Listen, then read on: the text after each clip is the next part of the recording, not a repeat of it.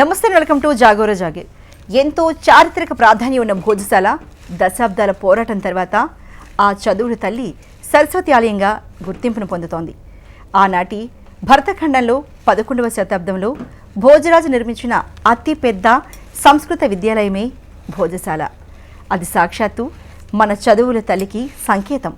అది మామూలు ఆలయం కాదు, కేవలం పూజలు అర్చనలకే పరిమితం కాలేదు. అదో పెద్ద విశ్వవిద్యాలయం.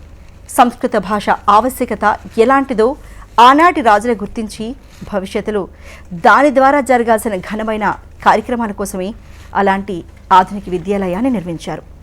భోజశాల గోడలు, అక్కడి ఆవరణలో అణువణువున చదువులమ్మ అందెల సవడి వినిపించేది.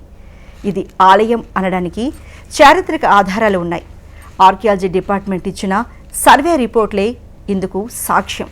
అయినా సరే లాఠీ చార్జీలు, పోలీసు కలుపులు జరిగాయి. అమ్మవారి భక్తులు రక్తాన్ని ధారపోస్తే తప్ప ఈ దశాబ్దాల పోరాటం ఒక కొలిక్కి రాలేదు. ఎట్టకేలకు మధ్యప్రదేశ్ హైకోర్టు తీర్పుతో కథ సుఖాంతమవుతోంది. ఇక మరోవైపు అష్టాదశ శక్తిపీఠాల్లో ఒకటైన తెలంగాణలోని జోగులాంబ ఆలయ సముదాయం కూడా అలాంటి దీనావస్థను ఎదుర్కొంటోంది. అక్కడ శక్తి స్వరూపిణైన అమ్మవారు, నవబ్రహ్మల ఆలయాలు ఉన్నాయి. అయితే అలాంటి చోట ఆలయాల వైభవాన్ని, వాటి పవిత్రతను, ప్రాముఖ్యతను క్షణక్షణం సవాల్ చేస్తున్నట్లుగా అక్కడ ఒక దర్గా ఉంది. ఈ కేసులో కూడా దర్గాల ముందు ఆలయమే ఉందని ఆర్కియలాజికల్ సర్వే క్లారిటీ ఇచ్చింది. అయినా సరే హిందువుల సెంటిమెంట్లకు మాత్రం అసలు లెక్క లేకుండా పోతోంది. మరి ఈ క్రమంలో ఇప్పటికే రాష్ట్రంలోని హిందూ దేవాలయాలు, వాటి ఆస్తుల పరిరక్షణ కోసం దాదాపు 1 కాదు 2 కాదు 2 ఏళ్లుగా హెచ్ఎం టీవీతో కలిసి విశ్వ హిందూ రక్షా పరిషత్ జాతీయ అధ్యక్షురాలు యమునా పాఠక్ గారు పోరాడుతున్నారు. మరి మీకు అందరికీ ఆ విషయం తెలిసిందే. పలు ఆలయాల విషయంలో పోరాడి ఆ సమస్యలన్నీ ఒక కొలిక్కి తీసుకొచ్చారు ఆమె.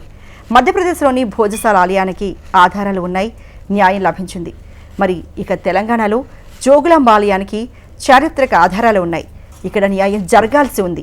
మరి ఇక్కడ న్యాయాన్ని దక్కించుకోవాలంటే హిందువులంతా ఏం చేయాలి?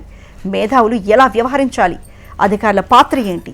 ఈ అన్ని విషయాల్ని ఇవాళ చర్చిద్దాం. మరి చర్చలోకి వెళ్లే ముందు ఆ భోజశాల హిస్టరీ, జోగులాంబకు జరుగుతున్న అన్యాయం ఎలాంటిదో ఈ స్టోరీలో మనం చూసేద్దాం. సనాతన భారతీయ సంప్రదాయాన్ని అనుసరిస్తున్న హిందువులందరూ సంతోషించే చరిత్రాత్మక తీర్పు వెలువడింది. ఎంతో కాలంగా పూజలకు నోచుకోకుండా ఉన్న మన చదువుల తల్లి సరస్వతీ మాతకు ఎట్టకేలకు మధ్యప్రదేశ్ హైకోర్టు గ్రీన్ సిగ్నల్ ఇచ్చింది. మధ్యప్రదేశ్లోని ధార్ జిల్లాలో ఉన్న భోజశాల ఎంతో చారిత్రక నేపథ్యం ఉన్న సంస్కృత విద్యాలయం. అది చదువుల తల్లి సరస్వతీమాత కొలువుదీరిన పవిత్ర పుణ్యక్షేత్రం. పరమార వంశానికి చెందిన భోజరాజు 11వ శతాబ్దంలో ఎంతో ముందు చూపుతో అత్యంత అద్భుతమైన రీతిలో సంస్కృత విద్యాపీఠాన్ని నిర్మించారు. అది సంస్కృత అధ్యయన కేంద్రంగా, వాగ్దేవి ఆరాధనా స్థానంగా ఖ్యాతికెక్కింది. అది కేవలం గుడి అనుకుంటే పొరపాటు. అదొక సమగ్ర విద్యా సంస్థ.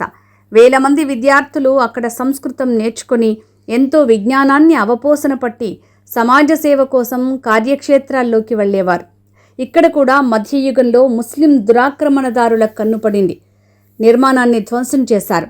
అక్కడే ఉన్న స్తంభాలను, శిల్పాలను ఉపయోగించి కమాల్ మౌలా మసీద్ నిర్మించినట్లు అనేక చారిత్రక ఆధారాలు ఉన్నాయని హిందువులు వాదిస్తున్నారు. స్వాతంత్ర్యం తర్వాత వచ్చిన ప్రభుత్వాలు కూడా మైనారిటీల సంతుష్టీకరణ అనే మాయలో పడి హిందువుల ఆర్తనాదాలను అస్సలు పట్టించుకోనేలేదు. ఫలితంగా ఒకానొక సమయంలో అక్కడ ఉండే సరస్వతీమాత విగ్రహాన్ని కూడా మాయం చేశారు. మరి ఆ విగ్రహం ఎక్కడుంది? పద్మశ్రీ డాక్టర్ విష్ణు శ్రీధర్ వాకంకర్ అనే పురావస్తు శాస్త్రవేత్త లండన్ వెళ్లి లండన్ మ్యూజియంలో ఉన్న వాగ్దేవి విగ్రహం భోజశాలలో భోజరాజు స్థాపించిందేనని నిరూపించారు. తర్వాత ఆ విగ్రహాన్ని తిరిగి తీసుకొచ్చేందుకు 1961లో జవహర్లాల్ నెహ్రూను, 1977లో ఇందిరాగాంధీని కలిశారు. కానీ వారెవ్వరూ చర్యలు తీసుకోలేదు. ఆ విగ్రహం నేటికి లండన్ మ్యూజియంలోనే ఉండటం గమనించాలి. మరి విగ్రహం లండన్లో ఉంటే హిందువులు దేనికి పూజలు చేస్తున్నారు? ఇదే అంశాన్ని గతంలో దిగ్విజయ్ సింగ్ చాలా వ్యంగ్యంగా లేవనెత్తారు. భోజశాలలో విగ్రహమే లేనప్పుడు హిందువులు ఎవరికి పూజలు చేస్తున్నారు అని. అది హిందువులను చాలా బాధించింది. అయితే హిందువులు అక్కడ పూజలు చేసేది కేవలం విగ్రహానికి కాదు, ఆ మొత్తం స్థలానికి అని గుర్తించాలి. ఎందుకంటే భోజశాల దేవాలయ నిర్మాణం మొత్తం సరస్వతి ఆరాధనకు అంకితమైన స్థలం కాబట్టి హిందువులు ఆ గర్భగుడి స్థలాన్నే పవిత్రంగా భావించి పూజలు చేస్తారు. గోడలపై ఉన్న సంస్కృత శాసనాలు, శిల్పాలకు నమస్కరిస్తారు. వసంత పంచమి నాడు మరింత గొప్పగా, మరింత అంకిత భావంతో అమ్మవారిని ఆరాధిస్తారు. 1997కు ముందు హిందువులు భోజశాలలో దర్శనం చేసుకోవటానికి అనుమతి ఉండేది, కానీ పూజ చేయటానికి వీలుండేది కాదు. అప్పటి ముఖ్యమంత్రి దిగ్విజయ్ సింగ్ చాలా పక్షపాతంతో కూడిన ఆదేశం జారీ చేశారు. ప్రతి శుక్రవారం ముస్లింలు నమాజ్ చేసుకునేందుకు అనుమతించారు. హిందువులు భోజశాలలో అడుగు పెట్టడానికి కూడా నిషేధించారు. ఈ క్రమంలోనే హిందువులు తమ ఆరాధ్య దేవత అయిన చదువుల తల్లి కోసం ఉద్యమిస్తూనే ఉన్నారు. 2003లో వసంత పంచమి సమయంలో నిరసనలు చేస్తున్న భక్తులపై పోలీసులు లాఠీచార్జి చేసి కాల్పులు జరిపారు. 35 మందికి పైగా హిందువులు తీవ్రంగా గాయపడ్డారు. 2 చనిపోయారు. ఈ కాల్పుల ఘటనతో భోజశాలను మరో అయోధ్యగా చెప్తారు. ఇక ఈ స్థలం కేవలం హిందువుల సెంటిమెంట్లకు మాత్రమే సంబంధించింది కాదు. దీనికి చారిత్రక నేపథ్యం ఉంది. ఇది ప్రజలంతా చదువుకునే గొప్ప విద్యా కేంద్రం కాబట్టి దీన్ని కాపాడాల్సిన బాధ్యత ఆర్కియలాజికల్ సర్వే ఆఫ్ ఇండియాకు అప్పగించారు. హిందూ భక్తుల నిరంతర ఆందోళనలకు ప్రభుత్వం తలొగ్గటంతో 2003 ఏప్రిల్లో మధ్య మార్గంగా ఏఎస్ఐ ఒక ఏర్పాటు చేసింది. హిందువులు మంగళవారాలు ఉదయం నుంచి సాయంత్రం వరకు పూజలు చేసుకోవచ్చు. ఇక ముస్లింలు శుక్రవారాలు మధ్యాహ్నం 1 గంట నుంచి 3 గంటల వరకు నమాజ్ చేసుకోవచ్చు. ఈ తాత్కాలిక ఏర్పాటు అనేది 2 వర్గాల ప్రజలను తీవ్రమైన అసంతృప్తికి గురిచేసింది. 2024లో మధ్యప్రదేశ్ హైకోర్టు ఆదేశం మేరకు ఏఎస్ఐ దాదాపు 100 రోజుల శాస్త్రీయ సర్వే నిర్వహించింది. 2200 పేజీలతో కూడిన నివేదికలో ఏఎస్ఐ చాలా క్లియర్గా పేర్కొంది. ఇప్పుడు మసీదుగా చెప్తున్న నిర్మాణం పాత దేవాలయాల అవశేషాలతోనే నిర్మించారని, మసీదుకు ముందు అక్కడ ఉన్నది దేవాలయమేనని కుండబద్దలు కొట్టింది. ఏఎస్ఐ సర్వే రిపోర్టును ఆధారంగా చేసుకుని హైకోర్టు ఇండోర్ బెంచ్ ఈ చారిత్రాత్మక తీర్పును ప్రకటించింది.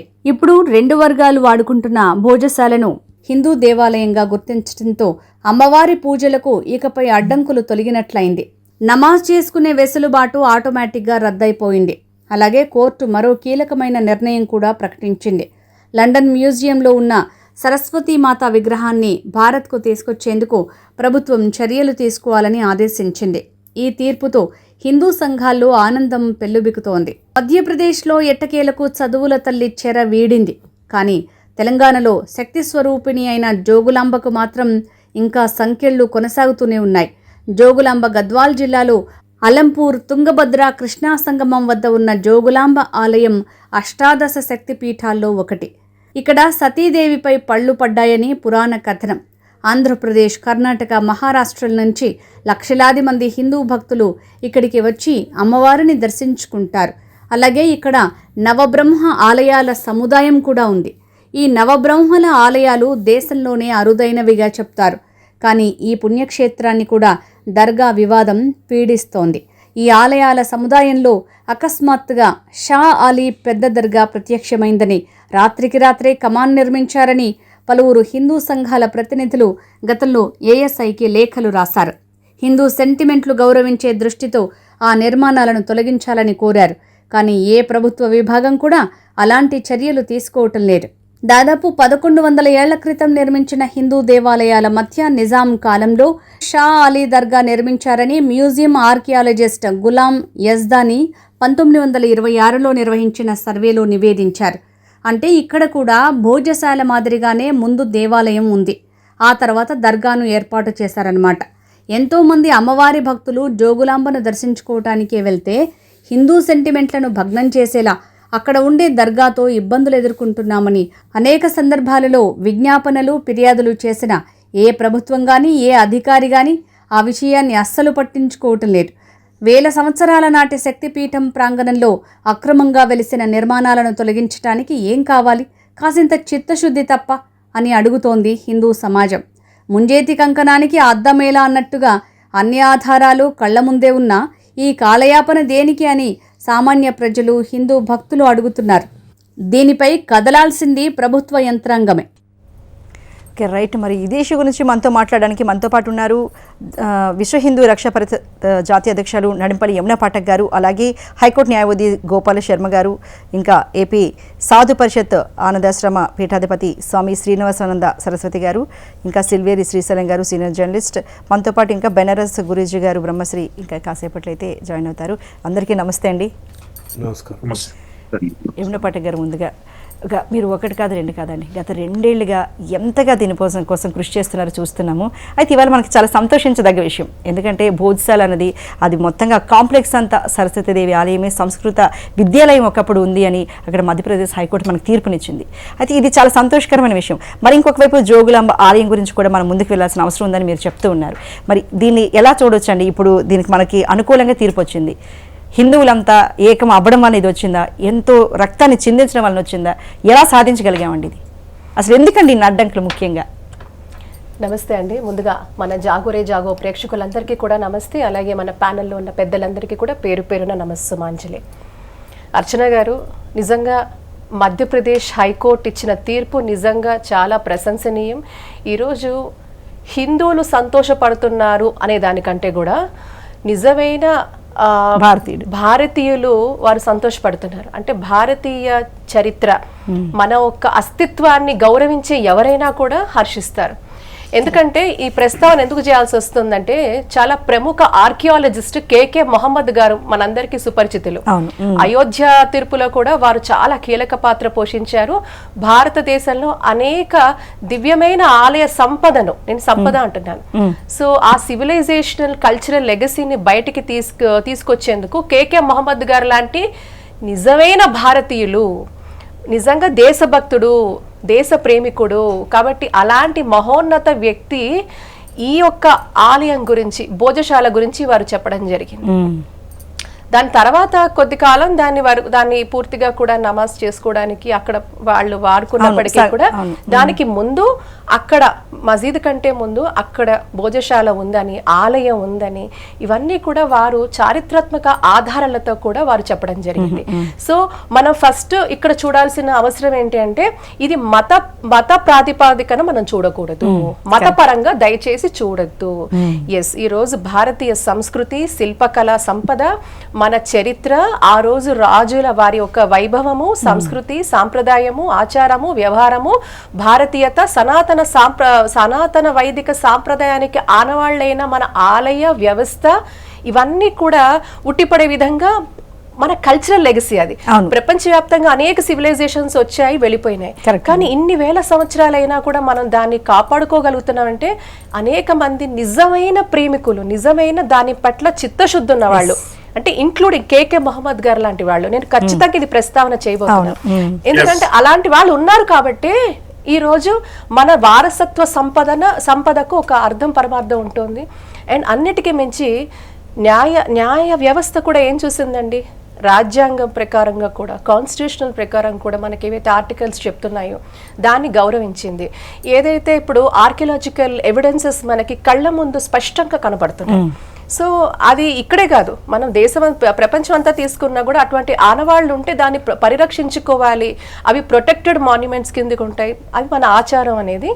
ఇవన్నీ కూడా మనకి రాజ్యాంగం చెప్తోంది, మన కల్చర్ చెప్తోంది, మనకి మన పూర్వీకులు మనకిచ్చిన ఒక వారసత్వ సంపద. సో ఇన్ని అక్కడ ఉండగా ఇవన్నీ ఉండగా కూడా వాగ్దేవి అమ్మవారు అక్కడ నిజంగా కూడా సరస్వతీదేవి ఒకప్పుడు ఒక అద్భుతమైన విశ్వవిద్యాలయంగా కూడా, అంటే దాంట్లో సంస్కృతము అండ్ భాషా పరిజ్ఞానము, వివేకము, విజ్ఞానము, శాస్త్రీయత, ఇటువంటివన్నీ పొందుపరిచిన ఒక అద్భుతమైన క్షేత్రం కదా. దాన్ని మనం ఎలా కాలరాస్తామండి? ఏదో ఒక రీజన్ తో ఈ రోజు మతాన్ని తీసుకొచ్చి కల్చర్ ని మేము ఇరేజ్ చేస్తామంటే ఎట్లా? అది కల్చరల్ లెగసీ. మనం కల్చరల్ ఇరేజర్ చేసే పని ఎవరు చేయకూడదు, ఆ హక్కు ఎవరికి లేదు. మళ్ళీ చెప్తున్నాను, ఇది మతపరమైన చర్చ కూడా మనది కాదు. సో ఇక్కడ పూర్తిగా మన వారసత్వ సంపదని, మన కల్చరల్ లెగసీని భారతీయులుగా మనం గౌరవించాల్సిన అవసరము, ఆవశ్యకత మన అందరి పట్ల ఉంది. కాబట్టి ఇది కూడా ఏదైతే మధ్యప్రదేశ్ హైకోర్టు న్యాయస్థానంలో జరిగిన తీర్పు, నిజంగా మీరు అన్నట్టుగా రక్తపాతం, చాలా మంది గాయపడ్డారు, కొంతమంది చనిపోయినారు. అంటే ఈ రోజు మన ఒక వ్యవస్థను, మన వారసత్వ సంపదను కాపాడుకోవడానికి రక్తం చిందించాలనా? రక్తం చిందించాలనా, కోర్టు మెట్లు ఎక్కాలనా? అంటే ఎవరు పరిష్కరించాలి? రాజులు రాజ్యాలు అయిపోయి ఈరోజు ప్రజలతో జరుగుతున్న సుపరిపాలన వల్ల ఇంతమంది ఇందాక మనం స్టార్టింగ్ లో చూసారు, ఇంతమంది గత ప్రభుత్వాలు ఏం చేశాయి, గత ప్రభుత్వాలు ఎందుకు నిర్లక్ష్యం వహించాయి? మన వారసత్వాన్ని సంపదను తుడిపేసే హక్కు ఏ ప్రభుత్వానికైనా ఏ పొలిటికల్ పార్టీకైనా ఎవరిచ్చారు? ఎవరికి హక్కు లేదు. సో అది ఒకటి. రెండు, ఈ రోజు అదే అక్కడైతే తీర్పు వచ్చిందండి. ఇన్నేళ్ల దశాబ్దాల పోరాటం తర్వాత మధ్యప్రదేశ్లో ధార్ అమ్మవారి ఆలయానికి సంబంధించి మన సాంస్కృతిక సంపదకు అక్కడ ఒక న్యాయం జరిగింది. What about Telangana?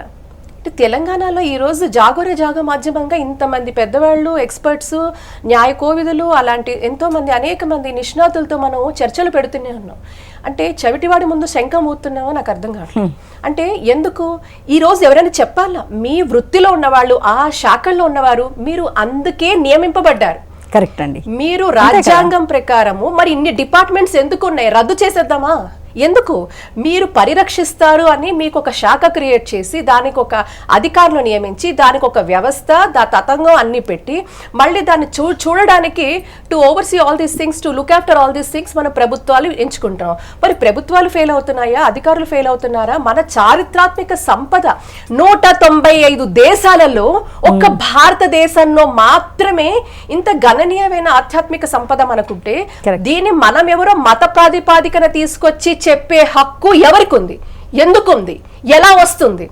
ఎందుకు వస్తుంది? మీకు ఎవరిచ్చారు? ఇది ఈ దేశం యొక్క ఆధ్యాత్మిక సంపద, వారసత్వ సంపద, శిల్ప సంపద, కల్చరల్ లెగసీ. ఆనాడు ఈ రోజు జోగులాంబ బాదామి చాళుక్యుల నాటి ఆ ఒక్కటి, తర్వాత మీరు నవబ్రహ్మ ఆలయాలు తీస్తే కూడా ఇది చాలా రేరెస్ట్. ఇంకెక్కడ లేవు. ఇది ఆర్కియలాజికల్ సర్వే ఆఫ్ ఇండియాలో మరి వీళ్ళ నివేదికలు ఉన్నాయి, అన్ని ఉన్నాయండి. ఈ రోజు మత ప్రాతిపాదికన తీసుకొచ్చి మేము దీన్ని ఆక్రమిస్తాము అంటే కళ్ళప్ప చెప్పుకొని చూస్తున్న వాళ్ళని మనం ఏమని పిలుద్దాం? వాళ్ళని ఏం చేద్దాం? మరి దీనికి న్యాయ కోవిదులు ఉన్నారు మనకి, గోపాల్ శర్మ గారు, వారిని అడిగి తెలుసుకుందాం. న్యాయపరంగా అంటే ప్రతిసారి న్యాయపరంగానే మనం హిందువులు ఎదుర్కోవాలా? హిందూ చెప్తే కానీ అది హిందూ ఈ దేశ అస్తిత్వం ఇది కదా. మరి దీనికి మనకి వాయిస్ లెస్ గా చేస్తే దీని అర్థం ఏంటండి? కాబట్టి మనకి కాన్స్టిట్యూషనల్ రాజ్యాంగ హక్కులు కూడా ఉన్నాయి. కాబట్టి ఇవన్నీ ఉన్నాయి మనకి. మీరు ఇందాక చెప్పారు ఇందులో అనేక సెక్షన్లు, మరి అడ్వకేట్ గారు కూడా చెప్తారు మనకి. ఆర్టికల్స్ 25, 26 చెప్తున్నాయి మనకి. 49 ఆర్టికల్ ఏం చెప్తుంది? చారిత్రక కళాత్మక ప్రాధాన్యం గల స్మారకాలను రక్షించడం రాష్ట్ర బాధ్యత. మరి ఎక్కడ మరి విస్మరిస్తే ఎవరి నిర్లక్ష్యంగా చూపిద్దాం? ఆర్టికల్ 51A దేశ సమ్మలిత సంస్కృతిని కాపాడటం ప్రతి పౌరుని ప్రాథమిక కర్తవ్యం. ప్రతి పౌరుడు మతాన్ని అనుసరించి కాదు, ప్రతి పౌరుడు పౌరురాలు మతానికి అతీతంగా, ఎందుకంటే ఇది మన వారసత్వ సంపద, మీది నాది కాదు, భారతీయులు అంతే. ఈ భారతీయులు ప్రతి ఒక్క భారతీయుడి యొక్క ఆత్మ గౌరవం. కాబట్టి మత ప్రాతిపాదికన మనం మాట్లాడటం లేదు. మరి దీన్ని రక్షించాలా వద్దా అనేది అధికారులు డిసైడ్ చేయాలి, ప్రభుత్వాలు డిసైడ్ చేయాలి. మనకున్న ఎక్స్పర్ట్స్ చెప్తారు. మనతో పాటు హైకోర్టు న్యాయవాది గోపాల్ శర్మ గారు కూడా ఉన్నారు. నమస్తే అండి గోపాల్ శర్మ గారు. గోపాల్ శర్మ గారు, మన ఇప్పుడు భోజశాల అన్నది అది ఒక సాంస్కృతిక విద్యాలయం. చాలా అక్కడ సంస్కృతి నేర్పేవాళ్ళు, రకరకాల అన్ని శాస్త్రం నేర్పేవాళ్ళు. అయితే సరస్వతి ఆలయం కూడా ఉందని మొత్తానికి మనకి ఇండోర్ హైకోర్టు అయితే తీర్పునిచ్చింది. ఇది ముదావహమే. మరి మనం తెలంగాణ విషయానికి వస్తే ఇక్కడ అష్టాదశ శక్తిపీఠాల్లో జోగులాంబ ఆలయం ఎంత పెద్ద గొప్పదో మనకు తెలుసు. కానీ దీనికి కూడా ఇంకా కోర్టు మెట్లు ఎక్కుతూనే ఉన్నాం. అంటే ఇంత పెద్ద పెద్ద ఆలయాలకి అంటే మరి దిక్కు లేదు అన్న పదం మరి వాడొచ్చు లేదో నాకు తెలియదు. కానీ చాలా అంటే ప్రతి భారతీయుడు ఇలా బాధపడుతూ, అంటే పెద్ద పెద్ద ఆలయానికి దిక్కు లేనప్పుడు చిన్న చిన్న వాటికి ఎవరండి? ఎందుకంటే ప్రతి ఒక్క వాళ్ళు వాళ్ళ సమస్యలతో కొట్టుమిట్టాడుతున్నారు.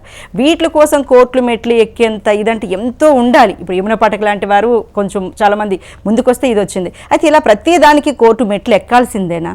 అసలు చట్టం ఏం చెప్తోంది? మరి ఇప్పుడు తెలంగాణ ప్రభుత్వం ఏం చేస్తే జోగులాంబ గద్వాల ఆలయాన్ని మనం కాపాడుకోగలుగుతాం? అది మన సంపదను మనది అని అనిపించుకోగలుగుతామండి. ముందుగా మీకు ప్యానెల్లో ఉన్న యమున పాఠక్ గారికి, జాగోరే జాగో చూస్తున్నటువంటి ప్రేక్షకులకు అందరికీ నమస్కారం. ముందుగా హెచ్ఎం టీవీని యాజమాన్యాన్ని ఒక నిజంగా థ్యాంక్స్ చెప్పాలా. ఇంత మంచి కార్యక్రమం ఎవరు పెట్టలేదు ఇప్పటిదాకా. ఏ ఛానల్ వాళ్ళు కానీ, ఏ టీవీ మిగతా ఛానల్స్ లేకపోతే ఏ పేపర్లో కూడా ఏం రాయలేదు. జస్ట్ నిన్న నేషనల్ ఛానల్స్లో వచ్చిందంతా. మన తెలంగాణలో అయితే ఐ డోంట్ థింక్ ఎవరు ఏ ఛానల్ వాళ్ళు పెట్టలేదు. ముందుగా దానికి కంగ్రాచులేషన్ చెప్తూ, ఇందులో ఏంటంటే ఫస్ట్ రాజా భోజ్శాల విషయం ఒక 2 minutes చెప్తాను. చెప్పండి, మాట్లాడండి. యాక్చువల్గా అక్కడ 10th centuryలో కట్టబడినప్పుడు ఇస్లాం అసలు ఇండియాలో లేదు కదా, అవును, లేనే లేదు కదా. 800 years 700 years బ్యాక్ అంటున్నారు. లేనప్పుడు తర్వాత కట్టిన కట్టడం మసీదు కట్టారని ఓపెన్గా కనపడుతుంది. అక్కడ దాదాపు 2200 పిల్లర్స్ ఉన్నాయి. ప్రతి పిల్లర్ మీద హిందూ దేవుళ్ళ బొమ్మలు ఉన్నాయి. అక్కడ బ్రహ్మ విష్ణు మహేశ్వరి అన్ని రకాల బొమ్మలు ఉన్నాయి. చెక్కినవి ఉన్నాయి. మళ్ళీ సంస్కృతంలో ఆ పైన ఇన్స్క్రిప్షన్స్ ఉన్నాయి ఎంట్రన్స్లోనే.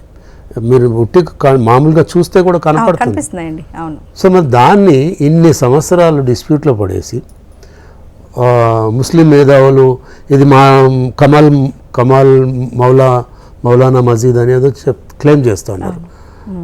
ఇదంతా కూడా ఏంటంటే పాలకుల యొక్క నిర్లక్ష్యము, ఓట్ బ్యాంక్ రాజకీయము, అపీజ్మెంట్ పాలసీ వల్ల ఎన్ని సంవత్సరాలు పట్టింది. First point. ఇంకోటి, మనకు ప్లేసెస్ ఆఫ్ వర్షిప్ యాక్ట్ అని జవహర్లాల్ నెహ్రూ గారు ఉన్నప్పుడే ఈ 1950 కన్నా ముందు ఉన్న గుడులు కానీ మసీదులు కానీ వాటిని మీరు ముట్టుకోవద్దని ఒక ఆర్డినెన్స్ తీసుకొచ్చారు, ఒక బిల్ పాస్ చేశారు, ప్లేసెస్ ఆఫ్ వర్షిప్ యాక్ట్. అది ఎంత దుర్మార్గం అంటే 1950లో మా భారతదేశం స్వాతంత్రం వచ్చిన తర్వాత దాంట్లో ఈ అయోధ్య రామ టెంపుల్ కూడా పెట్టారు అప్పుడు. దాని తర్వాత ఈ రాజా భోజ్శాల టెంపుల్ వాళ్ళు ముస్లిం పక్షాన అతను అడ్వకేట్ ఆర్గ్యుమెంట్లో కూడా చెప్పాడు అది.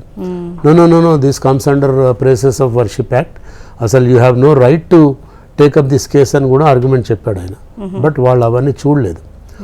బేసింగ్ ఆన్ ఓన్లీ 2200 పేజీల ASI report, archaeological survey of India రిపోర్ట్ని పట్టి వాళ్ళు ఇంత చక్కటి ఒక ల్యాండ్ మార్క్ జడ్జిమెంట్గా చెప్పుకోవచ్చు.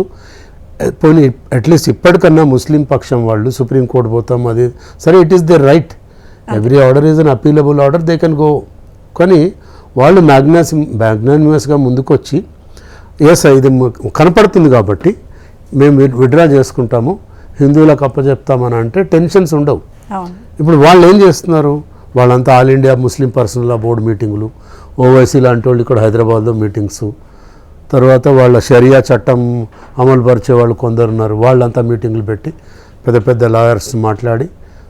ఇందులో ఇంకొక దురదృష్టం ఏంటంటే ఈ సుప్రీంకోర్టులో ఆర్గ్యూ చేసే వాళ్ళంతా హిందువులే వాళ్ళ పక్షాన. గతంలో కూడా చూసాం, ఇప్పుడు కూడా వాళ్ళిద్దరే వస్తారు, పేర్లు అనవసరం, అందరికి తెలుసు ఇక్కడ. సో ఇదేంటంటే ఒక కాన్స్పిరసీ థియరీ నడిపిస్తారు ముస్లిమ్స్, దానికి వీళ్ళు సపోర్ట్ చేస్తారు. ముఖ్యంగా కాంగ్రెస్, ఈ ఇండి గఠబంధన్ వాళ్ళు ఎంతమంది ఉన్నారో వాళ్ళంతా దానికే సపోర్ట్ చేస్తూ ఉంటారు. వాట్ ఎవర్, ఇప్పటికైనా వాళ్ళు.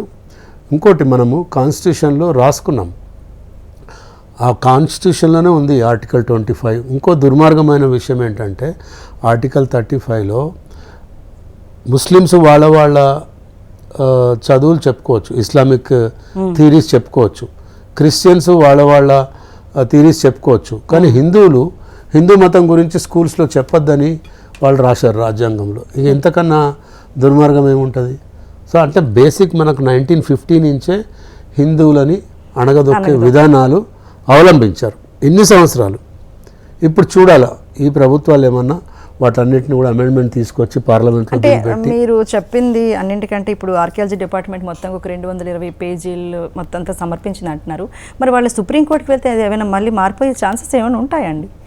ఏం మార్పులు అనేవి వాళ్ళు సరే, వాళ్ళు దాన్ని ఒక ఛాలెంజ్ చేయకపోతే వాళ్ళు ముస్లిం పక్షాన వాళ్ళు వీళ్ళని తిడతారు కదా.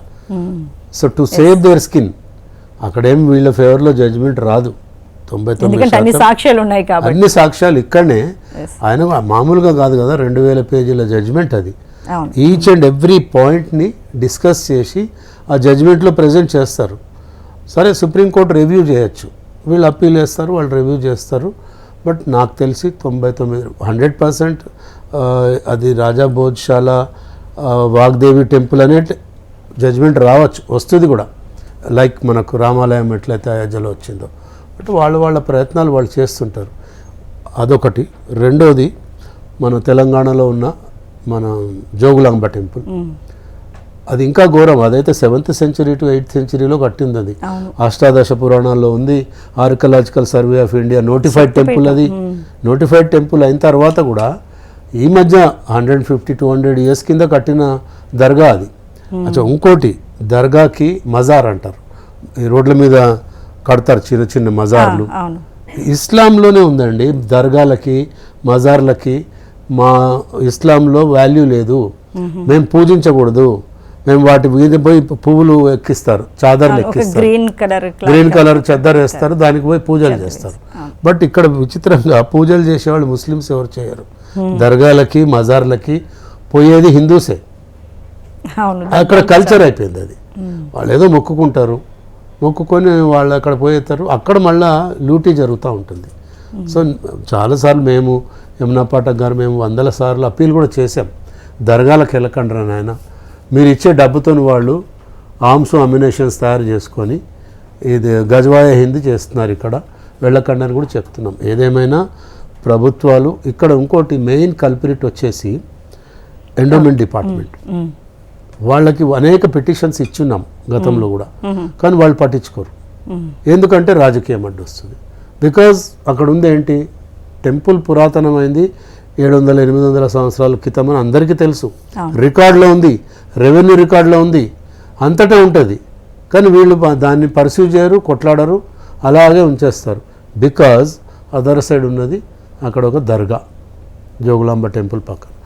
తర్వాత ఎప్పుడో 300-400 ఏళ్ల తర్వాత కట్టినట్టు కనపడుతుంటుంది కదా అక్కడ, కానీ ఎవరేం చేయరు. ఇది మన దౌర్భాగ్యం. సో ఇక్కడ ఏంటంటే ఇప్పుడు దీన్ని మళ్ళీ ఒక సివిల్ సూట్ వేసుకోవాలి, సివిల్ సూట్ వేసి రెవెన్యూ రికార్డ్ని, తర్వాత ఈ చారిత్రాత్మకమైన రికార్డ్ని, ఏఎస్ఐ రికార్డ్ని, వీటన్నిటి కూడా ప్రొడ్యూస్ చేయాలి. ప్రొడ్యూస్ చేసి మళ్ళీ ఇదొక పోరాటం, దీర్ఘకాల పోరాటం. దీనికి కూడా పోరాటం మొదలు పెట్టారా యమునా పాఠక్ గారు? నేను అదే ప్రశ్నిస్తున్నాను, ఎంతకాలం అంటే అధిక సంఖ్యలో ఉన్న ఇప్పుడు చాలా మందికి అన్ని దేశాలు ఉన్నాయి, కానీ హిందువులకి ఈ ఒక్క దేశమే ఉన్నది. మరి అది మనం గౌరవించాలా వద్దా? ఇది పార్టీలకు అతీతంగా, రాజకీయాలకు అతీతంగా హిందూ నాయకులు ఎక్కడైతే ఉన్నారో అధికారులు హిందువులు ఉంటున్నారు. ఇందాక మనకు అడ్వకేట్ గారు చెప్పారు, మరి కేసులు వాదిస్తుంది కూడా హిందువులే. దౌర్భాగ్యం అంటే ఎక్కడ వీళ్ళకి మనస్సాక్షి లేదా అని. అంటే వీళ్ళు ఎవరి మెప్పు కోసమో, ధనార్జన కోసమో, పదవుల కోసమో, ఏదో ఒక కుటిలమైన ఒక సెల్ఫ్ సెంటర్డ్ ఇంట్రెస్ట్తోనే చేస్తున్నారు. కానీ వాళ్ళు దెబ్బతీస్తోంది కేవలం ఇక్కడ మళ్ళీ చెప్తున్నాను, మతం ఆస్పెక్ట్ నేను మాట్లాడాను అసలు కాదు. వీళ్ళు దెబ్బతీస్తోంది ఒక చారిత్రాత్మక వారసత్వ సంపదని. ఇది మరీ చెప్తున్నాను. భారతీయుడు అన్న వాళ్ళు మతానికి అతీతంగా మనం గర్వించాలి. ఇండోనేషియా మరి ఇస్లామిక్ నేషన్, ఇండోనేషియా పూర్తిగా ఇస్లామిక్ నేషన్. అక్కడ మరి ఇప్పుడు రామాయణం చెప్తున్నారు, అక్కడ రామాయణ కథలు గ్రామాల్లో చక్కగా చెప్పుకుంటున్నారు, అక్కడ ఆ వారసత్వ సంపదని కాపాడుతున్నారు. అంటే ఇస్లాము వాళ్ళు పాటిస్తున్నప్పటికీ కూడా వారసత్వ సంపద ఏమిటి, బ్రాహ్మణ్ణి ఒక ఆదర్శ పురుషోత్తముడుగా అక్కడ వాళ్ళు భావిస్తున్నారు. కాబట్టి ఈ రోజుకి కూడా మనం అక్కడ అనేక సంస్కృత పదాలు కానివ్వండి, ఇటువంటివన్నీ కూడా నడుస్తున్నాయి. ఇంకా ముఖ్యంగా చూస్తే అనేక ఇస్లామిక్ నేషన్స్ కూడా ఈ రోజు ఆలయాలు కడుతున్నారు. వాళ్ళు కడుతున్నారు. ఈ రోజు అధిక సంఖ్యలో హిందువులు ఈ వారసత్వ సంపద పూర్తిగా నిండున్న మన దేశంలో మాత్రం అగాధంలో తోసేస్తున్నాం. నేనేమంటానంటే దీన్ని హోలిస్టిక్ గా ఆలోచించండి. ఇక్కడ ఎప్పుడైతే మనం అలా ఆలోచిస్తున్నాం, మనం కాపాడుతోంది. మనం ఒక ఇల్లు కట్టుకుంటే ఎవడైనా ఇంత చిన్న మన ఇల్లు కట్టుకొని రెంట్కి ఇస్తే ఒక మేకు కొడితే మేకు కొడతావా అని తిడతాం వాళ్ళని కదా. అలాంటిది వీళ్ళు మన పూర్వీకులు ఎంత శ్రమ, ఆ నైపుణ్యం ఏమిటి,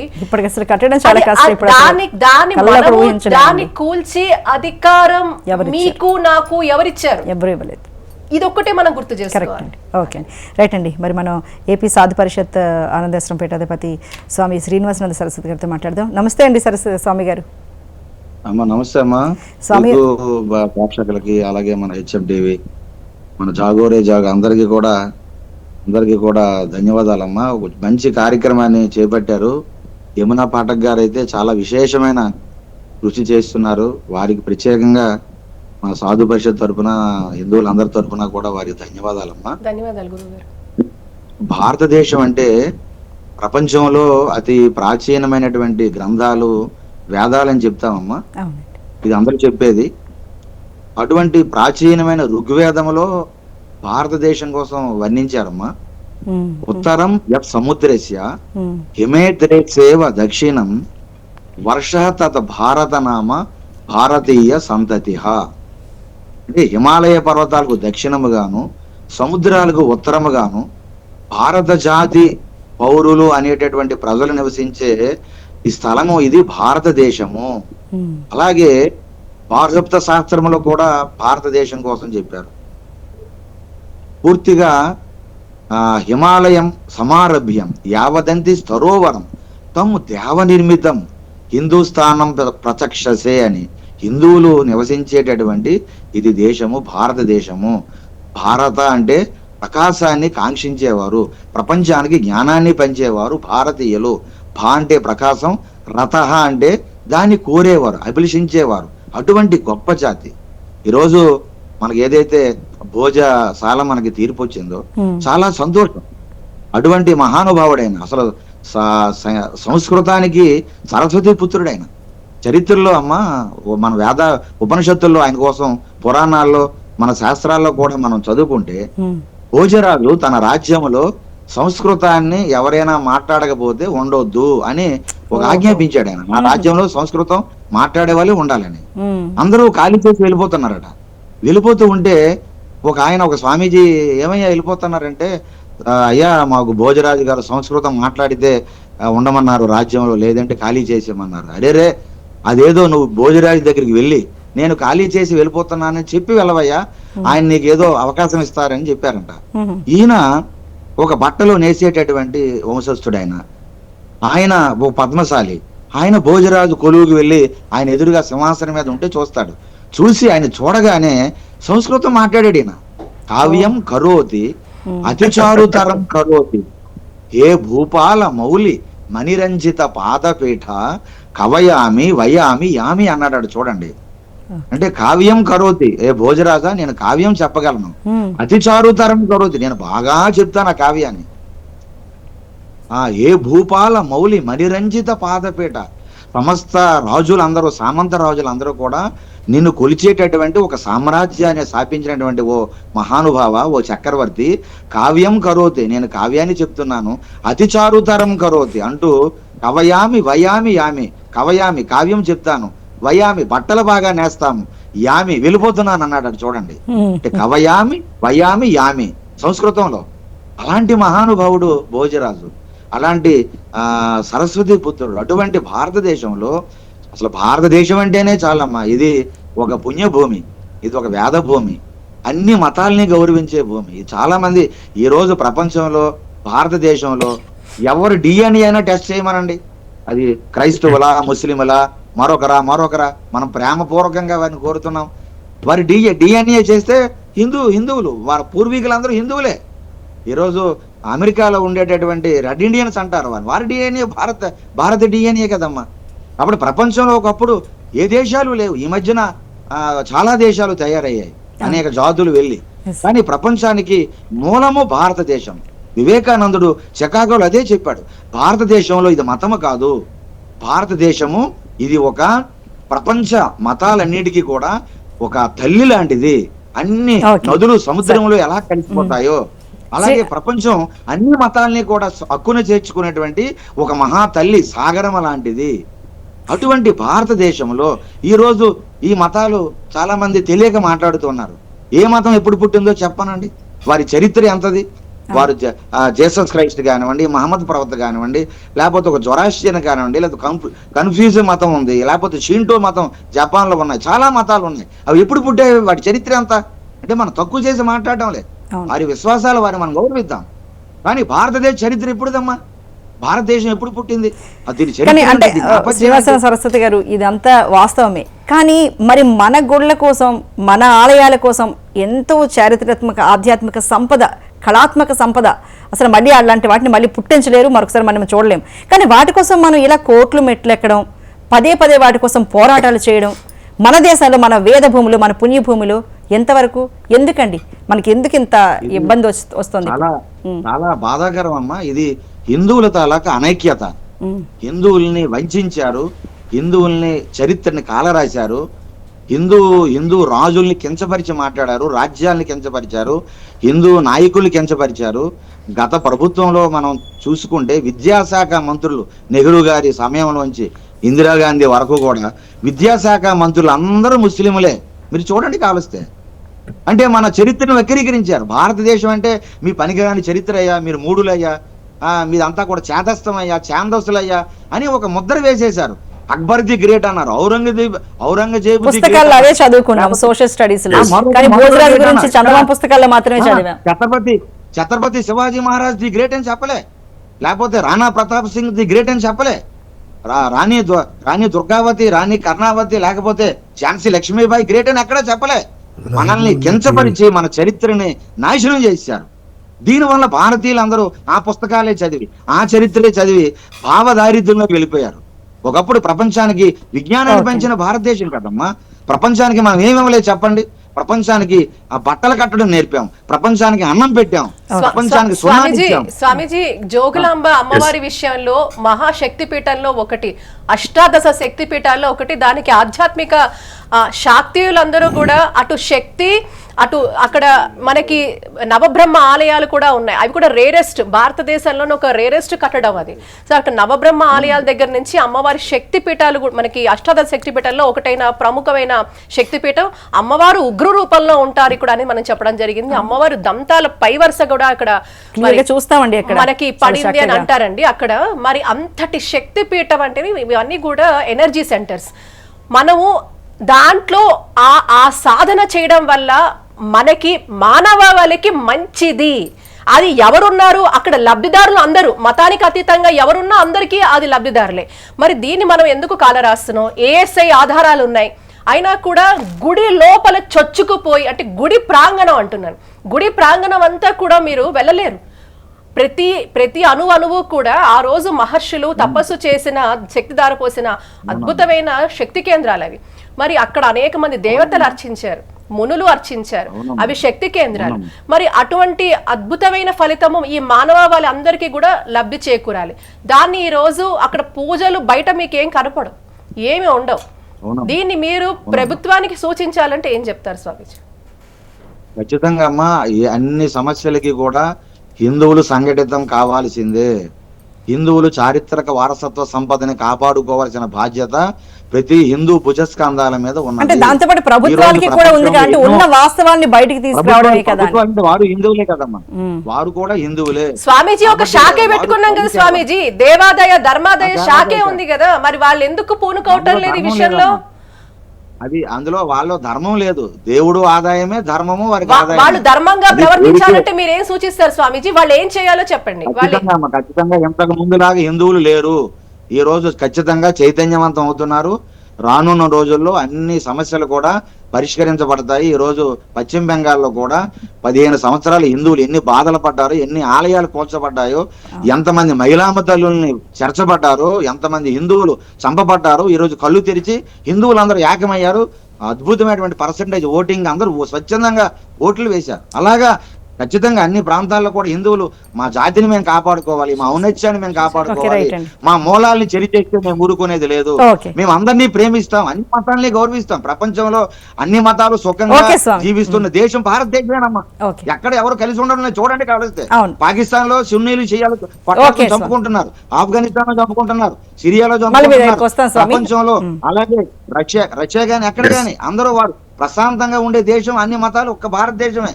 కాబట్టి మన భావాలు వారు అర్థం చేసుకొని మనకు సహకరించాలి. కోర్టులు తీర్పిస్తే దాన్ని కూడా చేతస్థంగా మాట్లాడడం అనేది అది హిందువులుగా భారతీయులుగా మనల్ని బాధపెట్టడం అవుతుంది. ఓకే, రైట్ అండి. మరి మనతో పాటు సీనియర్ జర్నలిస్ట్ సిల్వేరి శ్రీశైలం గారు ఉన్నారు. నమస్తే శ్రీశైలం గారు.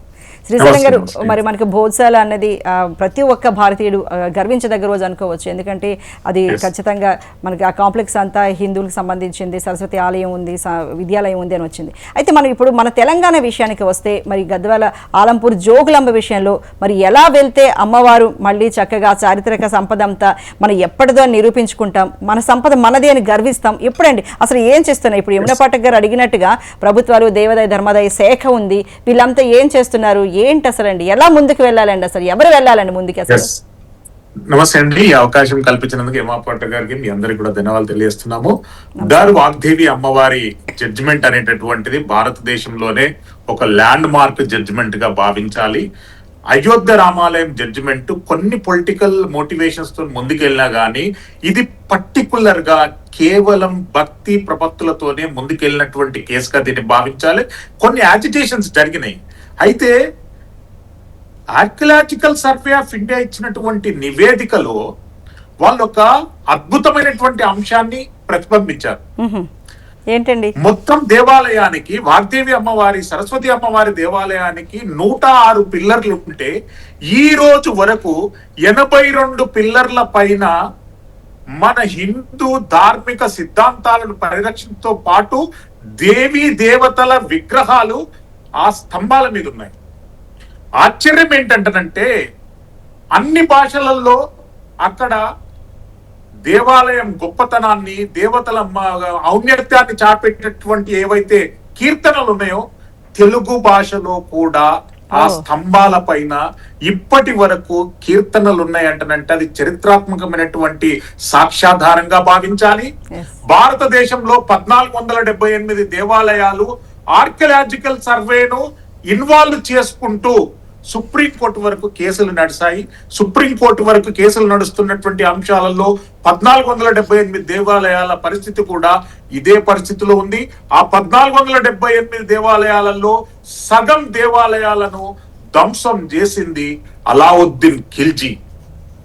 వాళ్ళ సామ్రాజ్యం, వాళ్ళ వ్యవస్థలు, వాటి రక్తపు మార్కలని ఇప్పటి వరకు మనం తూర్చుకునేటటువంటి దౌర్భాగ్య పరిస్థితికి మన పాలకులు మనల్ని తీసుకొని వచ్చారు. ఇప్పుడు మన గోపాల్ శర్మ గారు చెప్పారు, వర్షిప్స్ యాక్ట్ అనేటటువంటిది 1947 సంవత్సరంలో ఏర్పాటు చేసినా గానీ రాజీవ్ గాంధీ గారు దాన్ని మళ్ళీ పదును పెట్టి 1991 సంవత్సరంలో కూడా దాన్ని కొత్తగా తయారు చేసి, ఇంకా అంటే అక్కడ వచ్చి ఒక గ్రీన్ కలర్ చెద్దరు కప్పినా గానీ అది వాళ్ళకు సంబంధించినటువంటి ప్రాపర్టీగా చెందేటటువంటి విధంగా వెసులుబాటుతోని ఎన్నో ఎనక్ట్మెంట్స్ చేయడం అనేటటువంటిది దౌర్భాగ్యం భావించాలి. మధ్యప్రదేశ్ హైకోర్టు ఇచ్చినటువంటి ఈ తీర్పు ఆర్టికల్ 25 కి ఛాలెంజ్ ఇస్తుంది, ఆర్టికల్ 26 కి ఛాలెంజ్ ఇస్తుంది. అదే విధంగా ఎక్కడైతే ప్లేస్ ఆఫ్ వర్షిప్ యాక్ట్ 1991ని మళ్ళీ రీమాడిఫై చేసినటువంటి యాక్ట్ మొత్తం కూడా తీసేసేటటువంటి ప్రపోజల్ ఈ 2000 పేజీల జడ్జిమెంట్ లో ఉన్నదంటే మనం అందరము ఆనందించవలసిన అంశం. ఇంకా ఈ అంశాల పైన జ్ఞాన్వాపి దేవాలయం వారణాసిలో కేసు నడుస్తుంది. అదే విధంగా తేజోమాల్, తాజ్మహల్, కుతుబ్ లో ఇప్పటికీ మనం ఇప్పుడు వెళ్ళినా గాని కూడా అక్కడ హిందూ దేవీ దేవతల విగ్రహాలు, హిందూ దేవీ దేవతల ఫోటోలు అనేటటువంటిది మన సాక్ష్యం ఇస్తున్నటువంటి అంశం. ఇలా 1478 దేవాలయాలు సుప్రీంకోర్టు, హైకోర్టు వరకు వెళ్ళినటువంటి అంశాలు మనం చూస్తాం. మనం తెలంగాణకు వస్తే ఇప్పుడు అంటే అష్టాదశ శక్తిపీఠాలలో అమ్మవారి శక్తిపీఠం మనకు ఉండడం అనేటటువంటిది, జోగులాంబ శక్తిపీఠం అనేటటువంటిది మనం అందరం అదృష్టవంతులుగా భావించాలి. ఒక దుర్మార్గమైనటువంటి వాస్తవం ఏంటంటే అక్కడ ఏర్పడినటువంటి దర్గాకు వెళ్ళడానికి తార్ రోడ్ ఉంది. అమ్మవారు దేవాలయానికి వెళ్ళడానికి గత 12 సంవత్సరాల వరకు అక్కడ దారి లేనటువంటి చరిత్రాత్మకమైనటువంటి సాక్ష్యం మనందరికీ తెలుసు. రీసెంట్లీ అక్కడ దారులు, ఇక్కడ డెవలప్మెంట్స్ అనేటటువంటి కొన్ని వచ్చినా గానీ అది కూడా పుష్కరాల సందర్భంగా అక్కడ కొన్ని ఏర్పాట్లు, కొన్ని డెవలప్మెంట్స్ జరిగాయి. అక్కడ రీసెంట్లీ 6 సంవత్సరాల క్రితం ఒక ఎమ్మెల్యే దర్గా పునరుద్ధరణ గురించి 1.5 కోటి నిధులు శాంక్షన్ చేశారు. అంటే మనం ఎక్కడ వెళ్తున్నాం? మన చరిత్రాత్మకమైనటువంటి కట్టడాలను పరీక్షించుకోవడంలో ఎందుకు ఫెయిల్ అవుతున్నాం? హైదరాబాద్ నగరంలో 1800 దేవాలయాలు కనుమరుగయ్యాయి. అందులో కర్మన్గఢ్ దేవాలయం కాకతీయుల నాటి స్థానంలో ఏర్పాటు చేసినటువంటి దేవాలయం, కీసర దేవాలయం అంతకంటే ముందు ఏర్పాటు చేసినటువంటి దేవాలయం, సీతారాంబాగ్ దేవాలయం. ఇప్పుడు సీతారాంబాగ్ దేవాలయము మల్లెపల్లిలో ఉంది. ఒక్కసారి అక్కడికి వెళ్ళి ఆర్కియలాజికల్ మిస్టరీని మీరు ఒకసారి ఛేదిస్తే ఎలాంటి సాక్ష్యాలు వస్తాయి, ఎలాంటి చరిత్ర వస్తుంది, ఎలాంటి అద్భుతాలు అందులో వస్తాయి అనేటటువంటి చూసుకోవాలి. ఇప్పుడు మీరు చేస్తున్నటువంటిది ఒక గొప్ప యజ్ఞంగా భావిస్తున్నాను. దానికి ప్రభుత్వం కాదు, ప్రతి ఒక్కరూ సహకరించాలి. జోగులాంబ దేవాలయం అభివృద్ధితో పాటు అక్కడ క్షేత్రాన్ని మొత్తం కూడా ఒక పుణ్యక్షేత్రంగా ప్రకటించాలి. ఈ గత అంటే 48 సంవత్సరాల క్రితము ఆ దేవీ దేవతలు ఎంత మాన్యాలు, ఎంత భూములు ఉన్నాయో ఆ భూములన్నీ క్షేత్రంగా ప్రకటించాలంటని చెప్పి డిమాండ్ చేస్తున్నాం. ఓకే అండి, మరి శ్రీ జగదంబ త్రిశక్తి పీఠాధిపతులు బ్రహ్మశ్రీ బెనారస్ గురూజీ గారు ఏం చెప్పారో ఒకసారి చూద్దామండి. నమస్తే. హెచ్ఎంటీవీలో జరిగేటువంటి జాగోరి అనే కార్యక్రమానికి చేస్తున్నటువంటి శ్రీమతి యమునా పాఠక్ గారికి అనేక అభినందనలు తెలియజేస్తూ, మధ్యప్రదేశ్లో వచ్చినటువంటి కోర్టు తీర్పు ఏదైతే ఉందో అది అది సరస్వతి దేవాలయం కింద మధ్యప్రదేశ్ కోర్టు మనకి తీర్పు ఇవ్వడం జరిగింది. దీన్ని మనం అందరం కూడా స్వాగతించాలి. అయితే ఈ తీర్పు వచ్చిన తర్వాత చాలామంది అనేక రకాలుగా భావన చేస్తున్నారు. ఇతర మతస్థుల వాళ్ళే కానివ్వండి, హిందువుల్లో కొంతమంది కూడా ఉన్నారు, వారు కానివ్వండి. ఇక్కడ చేయవలసిన పని మనం ఆలోచన చేస్తే, మన హిందూ కట్టడాల మీద ఇతరులు ధ్వంసాన్ని చేసినటువంటి సంఘటనలు, అలాగే హిందూ దేవాలయాలనే కాదు, హిందువుల సంస్కృతి అంటే రాజులు కట్టినటువంటి రాజ్య ప్రాకారాలే కానివ్వండి, వాళ్ళ కోటలే కానివ్వండి, అలాగే దేవాలయాలు, అనేకమైన దేవాలయాలను ధ్వంసం చేశారు. భారతీయ చరిత్రను నాశనం చేయడానికి, భారతీయ సంస్కృతిని నాశనం చేయడానికి పరాయి దేశం నుంచి వచ్చినటువంటి అనేక మంది ఈ దేశం మీద దండయాత్రలో భారతీయ సంస్కృతిని నాశనం చేశారు. దానిలో భాగంగా మనం చూస్తే మన తెలంగాణలో కూడా జోగులాంబ దేవాలయము మనకు కనిపిస్తోంది. ఈ దేవాలయంలో, జోగులాంబ దేవాలయంలో ఒక పక్కన వేరే మతం వారు దాని పెయింటింగ్ అంతా వారి యొక్క మతపు రంగునంతా కూడా పూసుకుని మాది అనేటువంటి స్థానంలో ఉన్నారు. విచిత్రం ఏంటంటే దాని మీద సింహం బొమ్మలు ఉంటాయి, పులులు బొమ్మలు ఉంటాయి, మన దేవతా విగ్రహాలు ఉంటాయి, అలాగే మన భారతీయ సంస్కృతికి సంబంధించిన అనేక చిహ్నాలు ఉంటాయి. కానీ భారతీయ ధర్మానికి సంబంధించి, భారతీయ సంస్కృతికి సంబంధించిన కట్టడాలు వేరే వాళ్ళు రంగులు వేసుకుంటే ఆ సమయంలో ఎండోమెంట్ డిపార్ట్మెంట్ వారు అసలు ఏం చేస్తున్నారు? పేరుకి ఎండోమెంట్ డిపార్ట్మెంటు, దానిలో జీతాలు తీసుకుంటున్నారు. దానిలో ఒక మంత్రిత్వ శాఖ అని చెప్పి మంత్రి గారికి కూడా దాని నుంచి జీతం పెడుతోంది. ప్రభుత్వానికి, రాష్ట్రాలను నడిపేటువంటి ప్రభుత్వాలకు కానీ, అలాగే కేంద్ర ప్రభుత్వానికి దాని నుంచి ఆదాయం పెడుతోంది. మరి ఎందుకు మౌనంగా ఉన్నారు? ఇప్పుడు దీని గురించి కూడా మనం ప్రశ్నించాలి. అంతేకాకుండా మనం అలంపురి జోగులాంబ క్షేత్రమే కాదు, ఇలాంటివి చాలా ఉన్నాయి. చాలా చోట్ల వాళ్ళ రంగులు వేసుకుంటాం. నిన్నగాక మొన్న మన వరంగల్లో చూస్తే కూడా ఏదో ఒక స్కూల్ నిర్మాణం కోసం అని చెప్పి పురాతనమైనటువంటి కాకతీయులు కట్టించినటువంటి ఒక దేవాలయం నేలమట్టం చేశారు. ఆ యొక్క కళలన్నింటినీ కూడా వాటిని 2 ముక్కలు చేసేసారు. ఆ కళా సంస్కృతికి సంబంధించినటువంటి పిల్లర్స్ లాగా ఉండేటువంటి అన్నింటినీ కూడా. ఇవన్నీ ఆలోచన చేస్తుంటే ఒక పక్క నుంచి మనలో ఉండేటువంటి హిందువులే ఇదంతా చేస్తున్నారా అంటే, వేరే వాళ్ళకి సపోర్టుగా ఉంటూ, వేరే ధర్మానికి సపోర్టుగా ఉంటూ వాళ్ళు మేమేమో ఇది హిందువులు అని చెప్పుకుంటూ, లేదా మరి దేవాలయ శాఖ ఏం చేస్తుంది? నిద్రపోతుందా ఇలాంటివి చేస్తుంటే? స్వయంగా ఒక స్కూల్ కట్టడానికి ఎక్కడ ప్రపంచంలో స్థలం లేనట్టుగా, భారతదేశంలోనే మనకి స్థలం లేనట్టుగా, లేదా మన రాష్ట్రంలోనే స్థలం లేనట్టుగా ఒక దేవాలయాన్ని పడగొట్టి దాన్ని, ఆ స్థలాన్ని ధ్వంసం చేసి మనం స్కూల్ కట్టాల్సి వచ్చినంత ఆవశ్యకత ఏమొచ్చింది? దేవాలయాలు రైట్ అండి. యమునా పాఠక్ గారు, ఇప్పుడు మనకు ఈ గంట అయితే సరిపోదు, ఎందుకంటే మన లక్షల కోట్ల భారతదేశం మనది, ఎప్పటి నుంచి మనం అన్నీ ఉన్నాయి. మీరైతే ఫైనల్గా ఏం చెప్తారు? ఒకటండి, ప్రభుత్వ వ్యవస్థలు తమ రాజ్యాంగ బాధ్యతను కనుక సక్రమంగా నిర్వహిస్తే, అధికారులు, ఉద్యోగులు, వ్యవస్థలు వారు చేయాల్సిన పని వాళ్ళు చేస్తే, ఈరోజు ప్రజలకి, పౌరులకి ఈ కోర్టు గుమ్మం ఎక్కేంతటి ఇది అవసరం రాదు. ఒకటి, ఇక్కడ ఆలయాలంటే కేవలం మళ్ళీ మనం చెప్తుంది ఏంటంటే, ఇది వారసత్వ సంపద. భారతీయులకి ఒక ప్రత్యేకమైన స్థానం ఉంది. 190 దేశాలలో భారతదేశం అంటే ఒక అద్భుతమైన స్థానం ఉంది. ఆ మన చరిత్ర, మన సాంప్రదాయం, మన సంస్కృతి. అందుకే ఇందాక కూడా మీతో స్టార్టింగ్ కోట్ చేసినప్పుడు కేకే మహమ్మద్ గారు లాంటి అద్భుతమైన దేశభక్తులు వారు చరిత్రని ఎంత గణనీయంగా వారు చెప్పారు.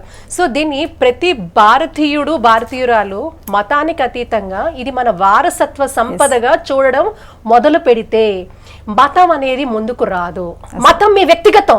మీరు ఇళ్లలో కూర్చొని పూజ చేసుకుంటారా, నమాజ్ చేసుకుంటారా, ప్రార్థనలు చేసుకుంటారా, చేసుకోండి. కానీ వారసత్వ సంపద వచ్చేసరికి ఆధిపత్యం వద్దు అంటాను నేను. అక్కడ ఇది మతానికి సంబంధించిన కాదు, దేశ గౌరవానికి సంబంధించింది. ఈ భారతదేశ ఔన్నత్యానికి, భారతదేశం అంటే అసలు దాని ప్రతీక చారిత్రక సంపద.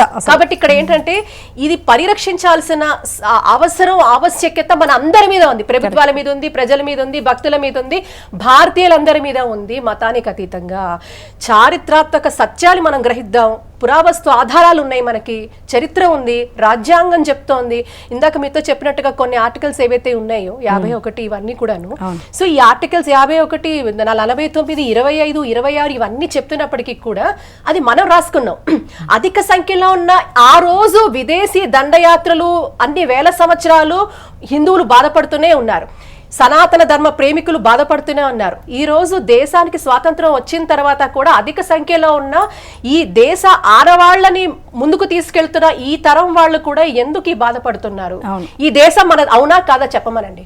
ఈ దేశంలో హిందువులకు స్థానం ఉందా లేదా చెప్పమనండి. ఈ దేశంలో మన ఆలయ రక్షణకు మనకి బాధ్యత ఉందా లేదా చెప్పమనండి. పార్టీలు, మనుషులు అందరినీ చెప్పమనండి. ఈ దేశంలో మనకి స్థానం ఉందా లేదా? మన ఆలయ సంపదని కాపాడుకోవాలా వద్దా? మన వారసత్వ సంపదని మనం కాపాడుకోవాలా వద్దా? ఇది మన లక్ష్యమా, మన బాధ్యత కావునా కాదా? ఇందాక మీకు నిదర్శనాలు ఇచ్చాను. విదేశాల్లో కూడా, పక్కన దేశాల్లో ఉన్నా కూడా వాళ్ళు పరిరక్షిస్తుంటే మనం ఎందుకు కళ్ళప్పి చెప్పి చూస్తున్నాము? ఈ రోజు ఈ కోర్టు కాకపోతే ఆ కోర్టు అని ఏం టైం పాస్ చేస్తున్నాము? ఇందాక శ్రీశైలం గారు చెప్పారు, ఇన్ని కేసులు అన్ని పెండింగ్లు ఎందుకు ఉంటున్నాయండి? ఏమిటి దౌర్భాగ్యం కదా ఇది దుర్మార్గం కదా. మనం ఎందుకండి మన దేశం, మనం స్వాతంత్రం, మన హక్కులు వచ్చాక కూడా హిందువులు వాయిస్లెస్ గా ఎందుకు ఉండాలి? ఆ సంపదను, ఆ చారిత్రాత్మక సంపదను, ఆ ఆధ్యాత్మిక క్షేత్రాలను, ఇది ప్రపంచం బాగుంటుంది, మానవాళి బాగుంటుంది. ఈ రోజు సనాతన హైందవ ధర్మం పరిరక్షింపబడితే ప్రపంచ మానవాళి శాంతిగా ఉంటుంది. ఇది మనం గుర్తించాలి. లేదు అని చెప్పమనండి, ప్రతి ఒక్కరిని వచ్చి చెప్పమనండి, మేము చేయమని. ఇది high time. Don't play with the emotions of Hindus. నేను అంటుంది ఏంటంటే ఇది మన చరిత్ర, మనం కాపాడుకోవాలి. మన వారసత్వ సంపద మనం కాపాడాలి, గౌరవించాలి, దాన్ని ముందు తరాల వాళ్ళకి అందచేయాలి. మనం అంతమంతమే, మనం we can only carry the legacy. దాన్ని ఇరేజ్ చేసే పరిస్థితి ఉండకూడదు. ఆ హక్కు మనకి లేదు, ఎవరికీ లేదు. ఓకే, ఫైనల్గా మీరు ఏం చెప్తారండి? ఏం చేస్తే బాగుంటుందండి? అంటే బిఫోర్ కంక్లూడింగ్ ఒక చిన్న విషయము, చరిత్రలో ఎక్కడ చూసినా కూడా మసీదులు, దర్గాలు కూలగొట్టి మందిరాలు కట్టిన చరిత్ర లేదు. మెయిన్ పాయింట్ అది. వాళ్ళు ఇన్వేడర్స్ వచ్చారు, వాళ్ళు వచ్చి టెంపుల్స్ కూలగొట్టి మసీదులు, దర్గాలు కట్టారు, కానీ హిందువులు ఎప్పుడు మసీదులు కూలగొట్టలేదు. అది మెయిన్ పాయింట్. రెండోది, సుప్రీంకోర్టు చాలా కాలం క్రితమే సుబ్రహ్మణ్య స్వామి ఎంపీ గారు ఒక పిటిషన్ వేశారు. అని ఏమన్నారంటే, అసలు దేవాలయాలు అక్కడ ఉన్న పెద్దలు, ఆ కమ్యూనిటీ వాళ్ళు నిర్వహించుకోవాలి, ఈ దేవాదాయ ధర్మాదాయ శాఖ నుంచి తీసేయాలని సుప్రీంకోర్టు స్పష్టంగా చెప్పింది. కానీ ఒక్క రాష్ట్ర ప్రభుత్వం కూడా ఇప్పటిదాకా దాన్ని ఆచరించట్లేదు. అది మెయిన్ మనకు ప్రాబ్లం.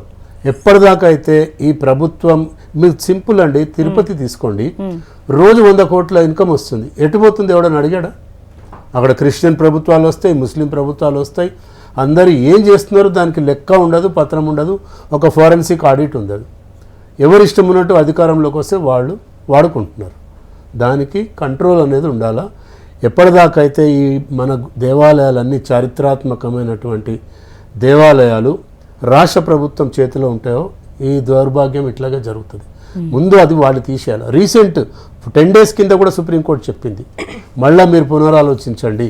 ప్రభుత్వానికే డైరెక్షన్ ఇచ్చింది, బీజేపీ ప్రభుత్వానికి, మీరు నిర్ణయం తీసుకోండి, పార్లమెంట్లో బిల్ పెడతారా, ఏం చేస్తారో చూడండి. అవి జరగనంత కాలం.